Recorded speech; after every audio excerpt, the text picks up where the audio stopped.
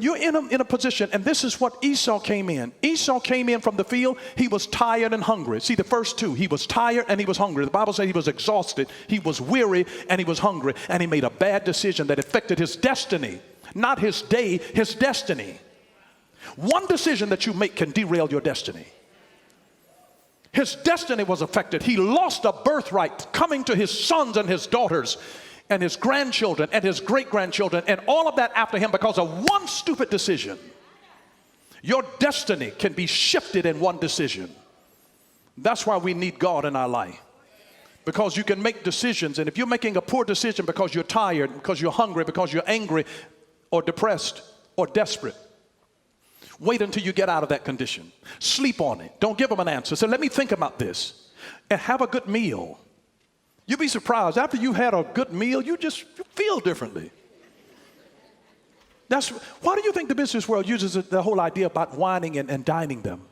They're not going to ask you to buy something and invest in something, and you're hungry and you try to get out of the meeting so you can go get something to eat. Because you're irritable. It's like, man, hurry up. I ain't buying nothing right now. I'm ready to eat. Feed me. Don't negotiate when you're tired. Don't negotiate when you're hungry, when you're angry, when you're depressed, when you're desperate. Take some time, breathe, sleep on it. Esau was unhappy. He was an unhappy camper. And unhappiness, one understanding of unhappiness is not knowing what you want and killing yourself to get it. Not knowing what you want and killing yourself to get it. I love this quote by Timothy Keller. He says, studies find a very weak correlation between wealth and contentment. See, people think that if I had money, all of my problems would be solved. I'd be so happy. And the more prosperous a society grows, the more common is depression. After basic needs are met, the things that human beings think will bring fulfillment and contentment don't. Isn't that something? After basic necessities are met. Then you saw the African attire and the beautiful African sisters here today. I've been to Africa. I've been to some places there that are terribly poor where the average income was $500 a year. I didn't say a week, a month, a year. And yet I have found some of the most contented people that I've ever seen any place on the planet. I've been down into South America, some deeply impoverished areas. The poorest country in South America. And I found some of the happiest people on the planet. And I've walked with some people, multimillionaires, who are miserable and can't hold their marriages together. It is amazing. It's amazing. The richest man in the world couldn't hold his marriage together. Money and contentment doesn't mean that you're going to have everything hunky-dory in your life just because you got money. Money doesn't fix everything. Sometimes money causes problems that poor people don't have. You just don't understand. Everybody's got a problem. And I'm going to tell you this, money doesn't exempt you from the problems of life. Anybody who has money, they know that. It doesn't exempt you from the challenges of life, from the problems of life. I know some of you all would rather switch and have a different set of problems. But it won't exempt you. But here's the thing that I want you to understand. Joy comes from Jesus. And the moment that you put Jesus at the center of your life, you will have peace. The moment you put Jesus at the center of your life, you will have peace. You'll have peace. It's amazing that African-American slaves in this country years ago could have peace and they could be in slavery and still singing, still blessing the Lord, still honoring Him, still praying at night before they went to bed. And now we got 15 cents in the bank and won't even pray. Oh my, we got some serious issues.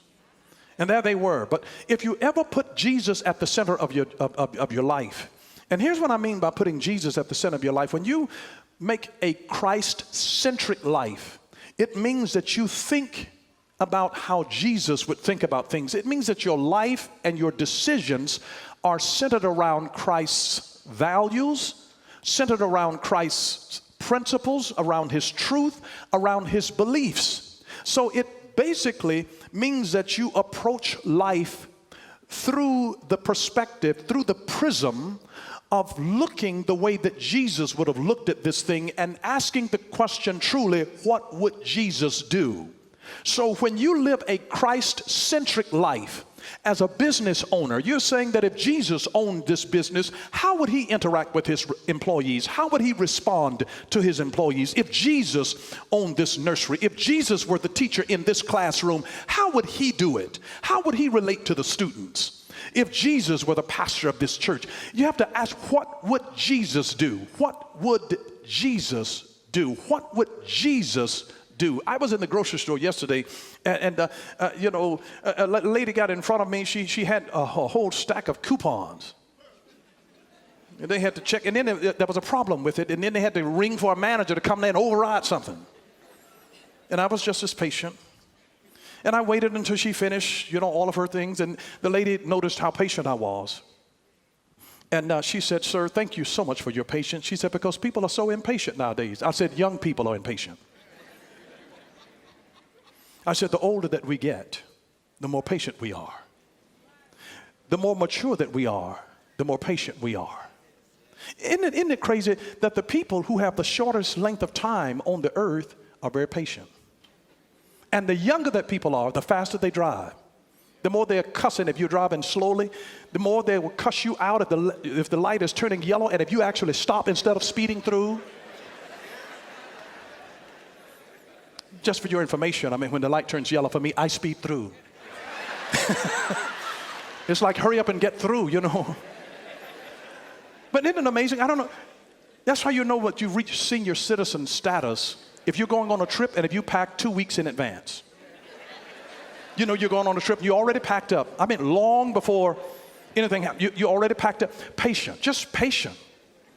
You're going to pick them up to take them somewhere. They are ready a whole hour, just sitting there waiting with the pocketbook, just ready to go. Patient, patient. And young people, if you are 20 seconds too late, they're having a frenzy, going into a frenzy. It's amazing. So I want us to think about viewing life through how Jesus would do it. That's what it means to live a Christ-centered life. That your thoughts, how you operate in your marriage, that if Jesus were married to my spouse, how would he respond? How would he deal with this if somebody said this to them? How would he respond? That's living a Christ-centric life, is to think through how Jesus, if he were living this life in this same position, what would he do? You see, Esau suffered the curse of having an acute desire for instant gratification because he lacked the virtue of patience. And it tells you a great deal about a person just by looking at the things that they chase. Just by looking at the things that they chase. Marcus Aurelius put it this way. He says, the true worth of a man is to be measured by the objects he pursues. The true measure of a man, and this works for women too, the true measure of a woman is to be measured by the objects she pursues. It doesn't matter, male or female, the measure of who you are is determined by what you pursue. So if you're running after dope, that tells me something about you. If you're running after a skirt and running after some pants, it tells me something about you. But if you're in hard pursuit after God, if you're chasing dollars, or if you're really going after purpose, it tells me something about who you are. What are you pursuing, and what does it say about you? And when you're on your journey, you have to learn to enjoy the moment, but to keep your ultimate purpose in view. Keep your ultimate purpose in view, and refuse to sacrifice the ultimate on the altar of the immediate. Refuse, absolutely, to sacrifice the ultimate on the altar of the immediate. You see, here's the deal. Goals keep us focused on things that haven't happened yet. That's what goals do. They keep us focused on the things that haven't happened yet. But purpose keeps us focused on what's happening right now, and it leads us to what will be fulfilling later. When you live with purpose, purpose says, I'm here practicing because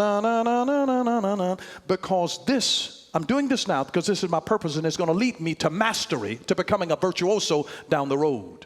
So it says, I'm making the donuts now because I'm going to be the best donut maker in this town. And you do it faithfully, not because it's exciting, not because it's thrilling, but it's taking me to where I need to be. And so you appreciate it for that reason. And here's the deal. We must learn to put purpose before profit and realize that profit will eventually follow our purpose. That's the deal. Put purpose before profit. Why are you doing this? Put purpose before profit and realize that profit will eventually flow, it'll eventually follow our purpose. Profit will eventually follow your purpose. You got to do it. And you know, I'm doing this because this helps people, but and my profit is going to come because it helps people. And if it doesn't follow, at least I'm fulfilling my purpose. My fulfillment comes not because I make money. My fulfillment comes because I do my purpose. Do your purpose. Your passion is connected to your purpose, not your money. You cannot passionize your money, but you can monetize your passion. And your passion is always connected to your purpose. It's always connected to your purpose, and your purpose is connected to your fulfillment. You've got to do what you're born to do. You got to do what God put into the assignment in your DNA. You got to find that because destiny is calling you. And if you're not living up to the measure of greatness that God placed on the inside of you, God's trying to blossom the seed that is on the inside of you because there's a beautiful rose in you. And you got a thorn right now that you're looking at because you're at a rough place in life. But if you just grow up through the thorny stuff, pow, comes out a beautiful blossom of the rose. You were designed to let the color of your rose unfold. But you got to take some time, and you got to be planted in some soil, and you got to have some good water, and you got to deal with some sticky situations, some things that are uncomfortable before that rose will come out and you'll see the beauty of the rose. You've got to go through a lot of thorny ground in order to deal with the manifestation of the rose. But purpose helps us to experience the moment as it is happening so that you don't get lost. Just think about the Virgin Mary while she was pregnant. And you know, she went into labor just like every other woman goes into labor, and she had pain with her labor. But now she goes through this painful experience, and she's not in a hospital. She's in a place where animals are born. And when they laid him, you know, the language sounds so flowery to us. They laid him in a manger. You know what a manger is? A manger is a feeding trough for animals. It's a tray that you poured slop in for the animals to come. That's where Jesus was laid. And here this woman is in labor, 9 months pregnant, because they called for a census to be done. And because the census was called to be taken, it was uncomfortable and it was inconvenient because it made them have to go back to their hometown in order to be counted for the census. And sometimes God can use a divine delay of something that is inconvenient to your life to put you right in the middle of his purpose. She had to go back there because he had to be born in Nazareth. He had to come back to a small place called Bethlehem because the Bible had prophesied that it had to be so. He had to then be chased down into Egypt because the Bible had prophesied concerning Jesus and said that out of Egypt I will call my son. And he had to call Jesus out of Egypt. He had to go there. It seemed inconvenient. And God is able to take an inconvenience in your life and what looked like a divine delay and what was a distraction. And God can set you up for the best blessing if you just keep your attitude right. He will take what looked like a detour and a delay. And God, I'm just telling you, he has the ability to be able to turn it around for your good and bring something out of it when you understand the purpose of what I'm going through. Mary was pregnant and had to go to a place and leave where she was and give birth in an uncomfortable place. And there she was delivering a baby, but looking to the purpose to say, today I deliver you, baby, but yonder there, you're going to deliver me. Not only are you going to deliver me, you're going to deliver the whole world. What is it that you deliver something that gives you pain that later delivers you? I'm just telling you, if you'll learn to trust God, he will turn it around for your good. Yes, he will. Yes, he will. He's an amazing God. We're talking about the Esau syndrome. It amazes me that when you ask young people today, the most common answer about what they want to be when they grow up, they'll say, I want to be famous. But famous for what? It's about purpose. It's about purpose. It's not about money. You don't get fulfilled from money. You get fulfilled when you do what God put you in the earth to do. You get fulfilled by doing what God placed you in the earth to do.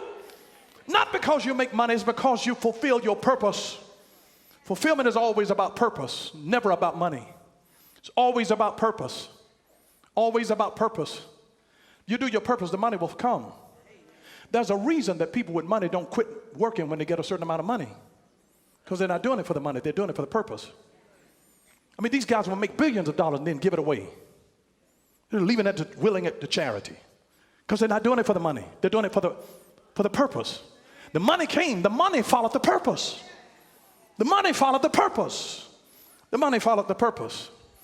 It's not fame, it's not money, it's not recognition that makes for a meaningful life, but it is how you put your gifts to use. And what are you good at that you're serving others with? And I'm just here to tell you that some of life's greatest lessons are learned from hungry stomachs, empty wallets, and broken hearts. Just think about that.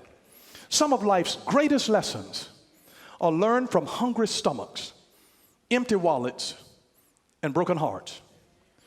Years ago, I've been accused of being born with a silver spoon in my mouth, and whenever people tell me that, I say, what color was the spoon that you ate out of?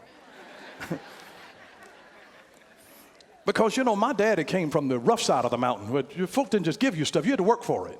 You had to work for it. My daddy earned his money the old-fashioned way. He earned it.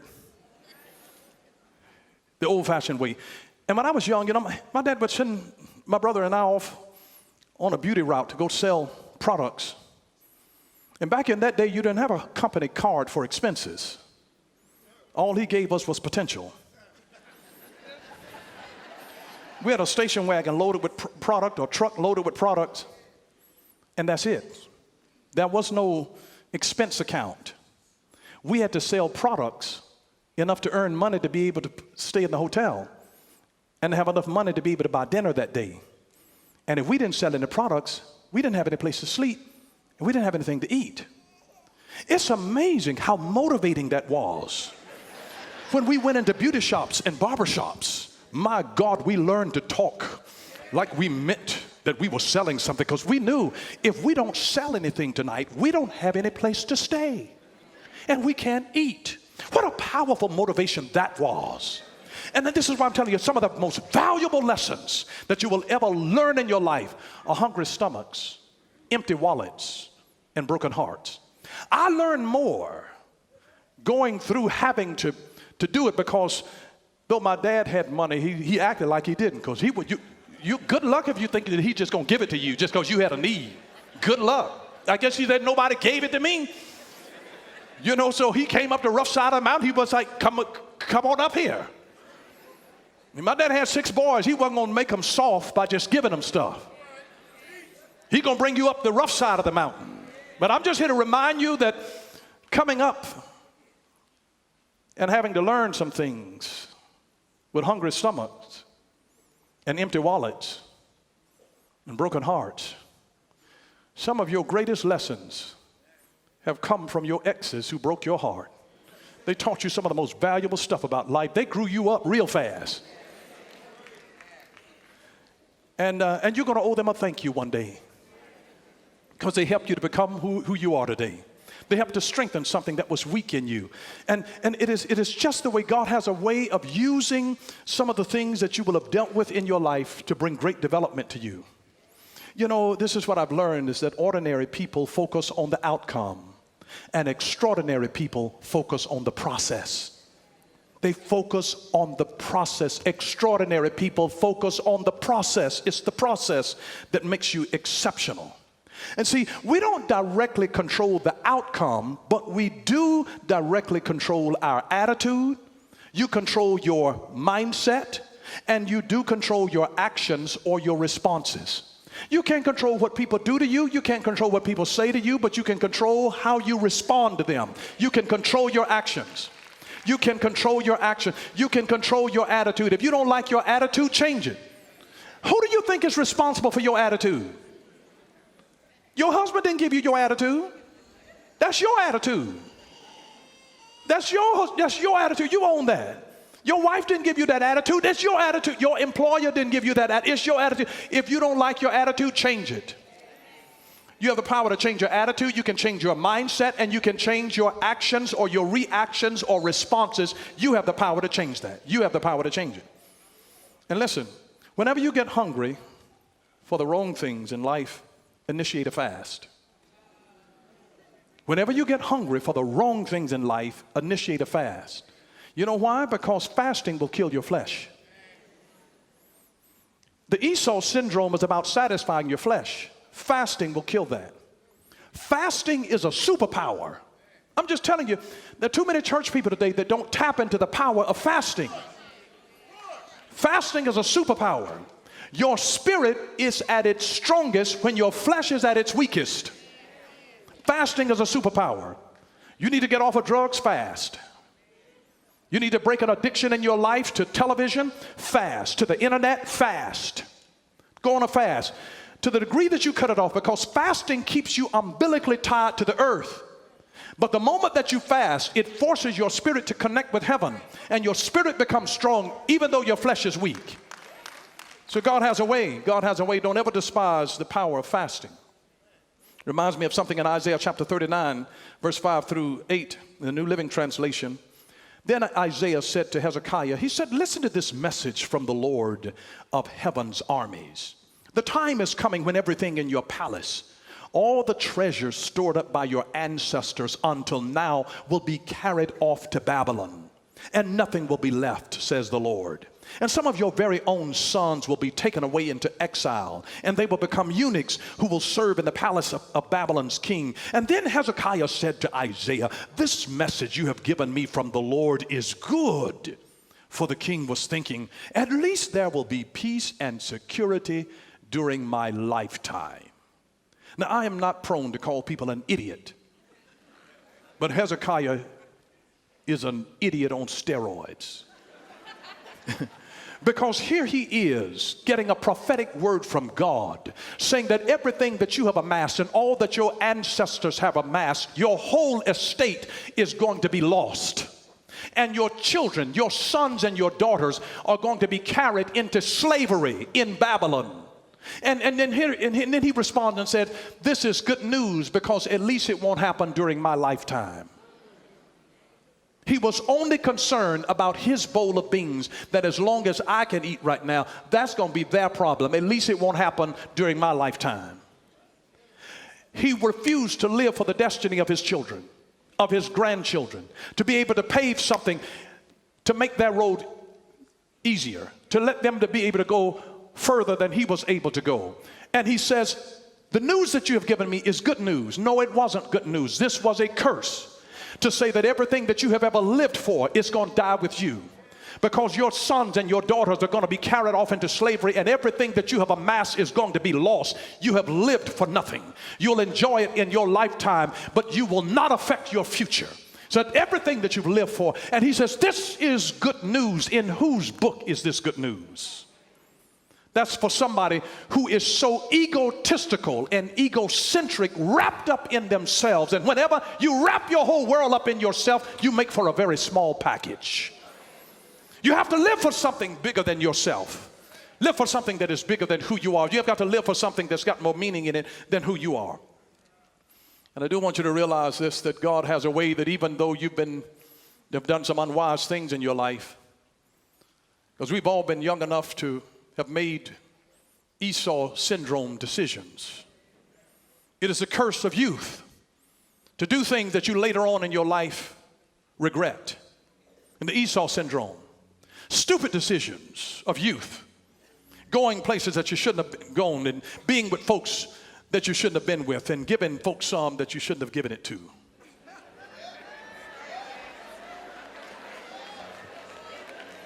Esau syndrome. But I am so grateful. How many of you are grateful that God is merciful? Thank God for his mercy. Thank God for his mercy. Thank God for his mercy, that he didn't leave us cursed by our juvenile and infantile, egotistical, self-centered decisions that we made while we were younger. Thank God that he didn't let us die and have an eternal consequence to this particular thing. And you see, God will do two things with a table. God does two things with a table. God turns tables, and then God prepares tables. And there's some tables that God's getting ready to turn. He said every high thing, every mountain is going to be made low. And every valley, everybody that's been down here, you get ready to come up. God says, I'm getting ready to turn the tables. I'm getting ready to turn tables. Jesus planted a whip and went into the temple and overturned the money changer's table, because he turns tables and he prepares tables. Get ready, get ready. If you haven't eaten in a long time, God says, I'm getting ready to prepare a table before you in the presence of mine enemies. I'm getting ready, right? Ready to prepare a table before you in the presence of your enemy. There'll be people that won't like you, people that hated on you, people that said that you shouldn't be here, that your kind doesn't belong here. But you're here because God said, I'm giving you a seat at this table, not because you have a degree, not because you have the pedigree, not because you've gone through all of the right channels, but God said, I'm giving you a seat at this table. I will prepare a table before you in the presence of your enemies. Because God says, I want them to see me bless you. I want them to have their eyes on me and know this is the Lord's doing, and it is marvelous in our eyes. God says, I'm getting ready. I'm getting ready. I'm getting ready. I'm going to change. I'm going to flip the tables. I'm going to turn tables that have worked against you, tables of unfair system. I'm getting ready to bring the low people, the high people down, and the low people up. I'm getting ready to equalize some things in the earth. I'm bringing up China. I'm bringing up India. I'm bringing up Brazil. I'm bringing up Nigeria. I'm flipping the table. He says, if America will not honor me, I will give my glory to another nation that doesn't even know my name. I'm getting ready to shift tables in the name of Jesus. He said, I'll shift the table, but those that will be faithful to me, if you'll keep on doing what you're doing on the level where you are, faithful in the process, faithful to get up and practice, faithful to pray, faithful to tithe. God says, I will prepare a table before you right in the presence of your enemies. People that don't like you, people that betted against you, people that said that he'll never amount to anything, that she won't make it into anything, and that you'll be nothing if you leave me. God says, I will prepare a table before you right in the presence of your enemy. And I'll make you homeowners. I'll make you business owners. I'll bring you into a goodly land. I will do a new thing. I'll make a platform for you that they didn't invite you to. But God says, I'm going to do something. I'm going to do something in your life. He says, shall they not see it? Shall they not know it? That this is the Lord's doing. And it is marvelous in our eyes. Thank you for watching Power for Living with Bishop Dale C. Bronner. Join us again next time for Power for Living, where revelation is power. Power for living.